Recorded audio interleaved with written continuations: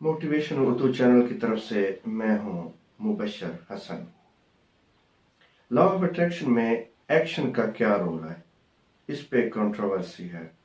कुछ लोग कहते हैं कि एक्शन बहुत इंपॉर्टेंट है और कुछ लोग लॉ ऑफ अट्रैक्शन पे ये इल्ज़ाम लगाते हैं कि इसमें सिर्फ सोचना है, सिर्फ इमेजिन करना है और फील करना है।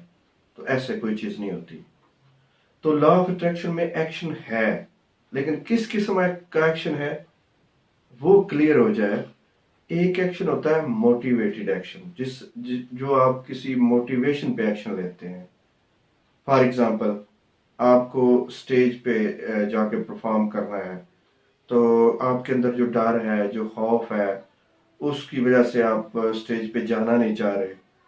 तो होता क्या है कि आप मोटिवेटेड होते हैं, अपने आप को मोटिवेट करते हैं या कहीं से मोटिवेशन लेते हैं कि ये मेरे लिए मसला नहीं है, और अपने आप को आप स्ट्रेन करते हैं, स्ट्रेच करते हैं और आप जाके स्टेज पे परफॉर्म करने की कोशिश करते हैं।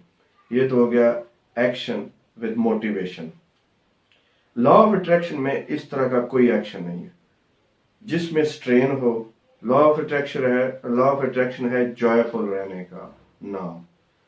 तो फॉर एग्जांपल, जब आप एक फर्ज करें स्टेज पे जाने की प्रैक्टिस करते रहते हैं अपने इमेजिनेशन में, अपनी थिंकिंग में और साथ साथ अपने इमेजिनेशन में, तो होता ये है कि एक खास पीरियड के बाद आप आपका दिल करता है कि आप स्टेज पे जाकर परफॉर्म करें, और आपको लगता है this is what you are, not what you make yourself do.